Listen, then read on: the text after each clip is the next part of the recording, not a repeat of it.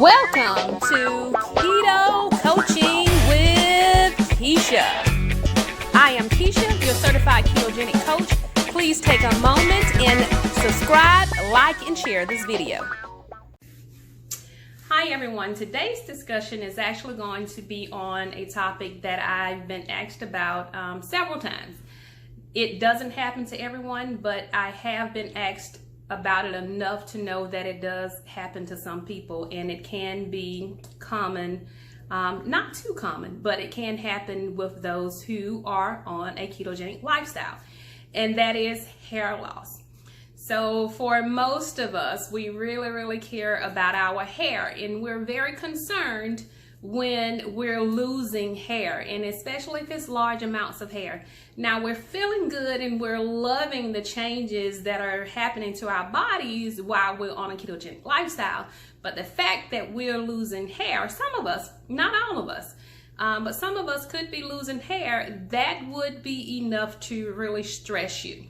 And we know stress can factor into your weight loss goals as well. So I did want to address it and tell you guys where it's coming from and why it's happening and what could we do, if anything, to stop it.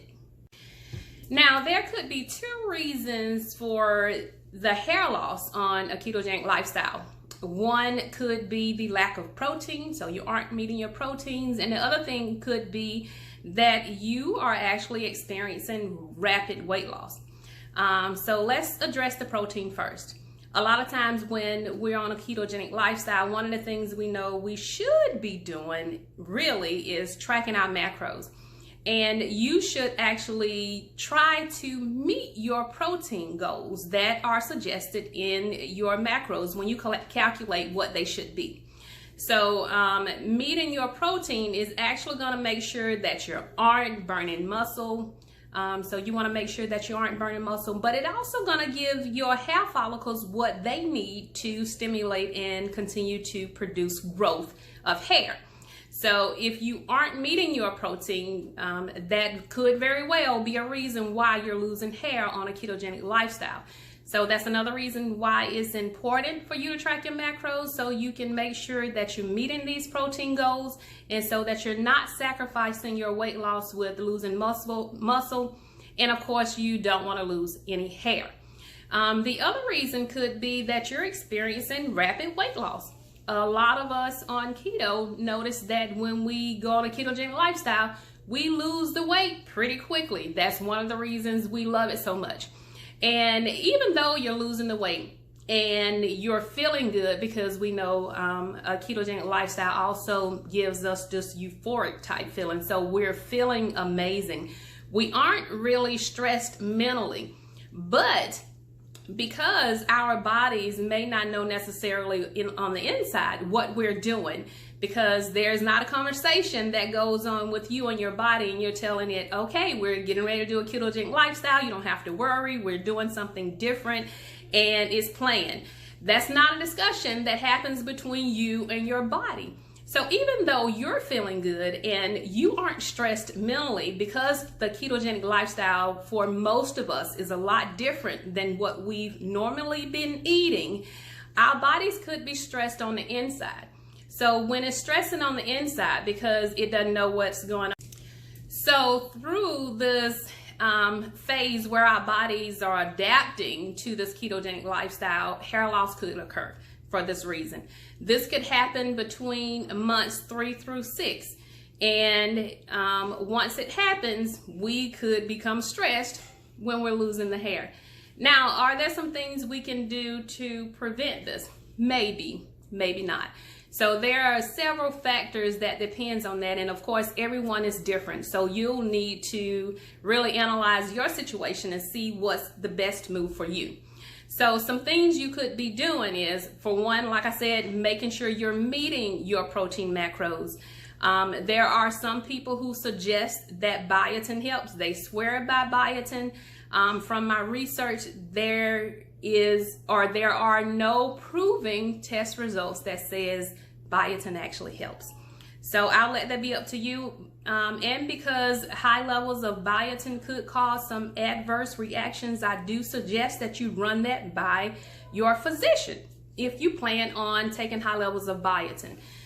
So like I said again, there are no conclusive results that suggest biotin will actually help this. So the other thing is, make sure that you're getting your supplements in. Make sure you're making sure that your body is balanced, that you're getting all the nutrients in that you need to be getting in, and that you're taking your potassium, your magnesium, if that's what you need. And also making sure you're eating. Because if your body is actually in starvation mode and you don't have enough nutrients to promote or stimulate good growth from the follicles, then you will actually lose hair then as well. So make sure that you're actually eating. And I get it, I understand, we don't have appetites. So a lot of times I have to address this with a lot of my clients when I'm looking at their macro inputs for the day. And it could be over a period of a week. They aren't eating enough. And even though you aren't hungry, I get it, I understand. You could become malnutrition because you aren't feeding your body what it needs. You must feed the body in order for you to lose weight, in order for you to remain healthy. So I suggest tracking, not just to see if you're meeting your protein macros, but making sure that you're getting enough nutrients in to make sure that, for one, you're losing weight in a healthy way. And if you're experiencing hair loss, making sure that you're giving your hair follicles what it needs to promote good hair growth. So make sure you aren't just starving yourself. I know we can do fasting and we can construct fasting in a healthy way, but when you do eat and when you do have a meal, you need to make sure that is a very nutritious meal. I most of the time do OMAD, so I usually only eat one meal a day, but when I do eat, that one meal is usually a very, very good meal. So make sure you're doing that. Some other things, make sure you're getting enough water in, making sure you aren't dehydrated. So we know that we flush fluids out, so becoming dehydrated could be a common thing. So you want to make sure you're getting your fluids in. And making sure you aren't stressed, because it may not be keto at all. So it may be stresses that you're having in your life. So don't blame keto if you have other stresses going on. Try to fix those situations that you're stressing about so that it doesn't interfere with your hair growing. And of course, we know that stress will interfere with your weight loss too. Another thing, you need to make sure you have good gut health going on. So we know that good gut biome is very important, not in just making sure it's set up to help you to lose weight, but just in your health in general. And it could affect your hair loss as well, or your hair growing. So you do want to make sure you have good gut health. We want to look at all these things when it comes to you analyzing your particular situation and trying to figure out if it's the ketogenic lifestyle or is it some other things that you have going on. So you can do that and analyze you to see what you need to do in order to correct the situation, if anything you can do. Is this permanent? No, it is not. It is not permanent. This actually happens in more than just keto. So this is actually common as well for those who have had weight loss surgery. So in that situation, it isn't permanent either, and neither is it in this situation. Now, like I said, it can happen between months 3 through 7. And if it does happen, and it again does not happen to everyone, if it does happen, it is temporary. And after about 6 months, everything will level out, your body will level out, it will have gotten used to your new lifestyle, and your body will actually be enjoying it just as you are, and that will stop. Your hair follicles will then begin to be rejuvenated and grow just like it had before. Are there some things you can do other than nutritional things and stressing?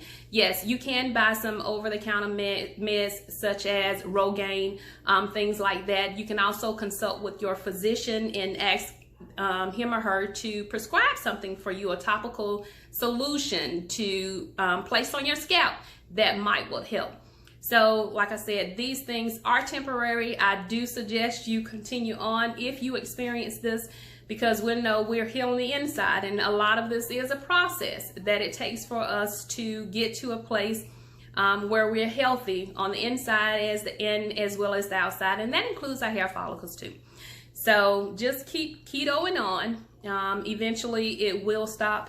You can try some other things if that is happening to you. Don't get me wrong, I understand that losing hair can be very stressful.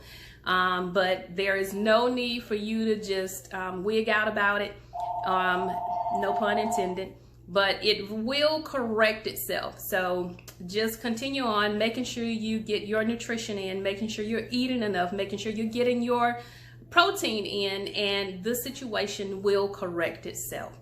Again, as always, we really appreciate you guys watching and supporting our YouTube channel.